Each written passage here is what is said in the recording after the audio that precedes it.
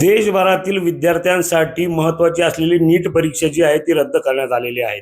त्यामागचं कारण जे आहे ते नीटचा पेपर लीक झाल्याचं आणि या पेपर लीक प्रकरणामध्ये नाशिकच्या नांदगावमधील शुभम मधुकर खैरनार हे एक नाव अग्रक्रमाने पुढे येते. आपल्या सोबत बोलण्यासाठी शुभमचे पालक आहेत. तर काय सांगाल, असं कळतंय की आपल्या मुलाने जो पेपर जो होता नीटचा तो लीक केल्यामुळे हे पेपर भरती रद्द झाली.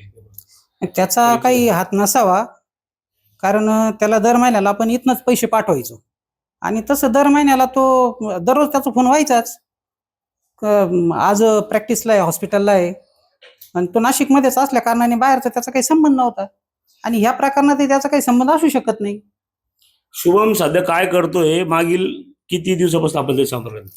मागील 6 महिन्यापासून तो नाशिकला प्रॅक्टिस करतोय. कसली प्रॅक्टिस करतो? तो BMS मधल्या काळात सुट्टी असल्यामुळं, पेपरला टाइम असल्यामुळे तो प्रॅक्टिस करत होता नाशिकला. बरं, भोपाळशी काही त्याचा संबंध आलेला होता का? नाही, भोपाळशी नाही, त्यात सिहोरला कॉलेजला त्याचं. बरं, सिहोरला कॉलेजला असल्यामुळे तो आता मधल्या काळामध्ये प्रॅक्टिससाठी नाशिकला आला होता. नीट पेपर संदर्भातली काही त्याच्याशी बोलणं झालेले होते किंवा पेपरच्या संदर्भातले काही प्रकरण माहिती होतं? नाही, त्याच्याबद्दल आपल्याला काहीच माहिती नाही,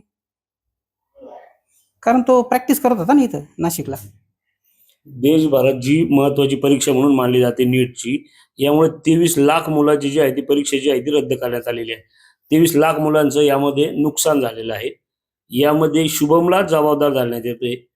काय तुम्हाला प्रतिक्रिया, काय तुम्हाला काय नाही, वाटतं? तो असं काही करू शकत नाही, कारण तो ज्या वेळेस आपण त्याला संपर्क करायचो तो नाशिकला प्रॅक्टिसला असायचा, हॉस्पिटलला, किंवा मग सायंकाळी घरी असायचा.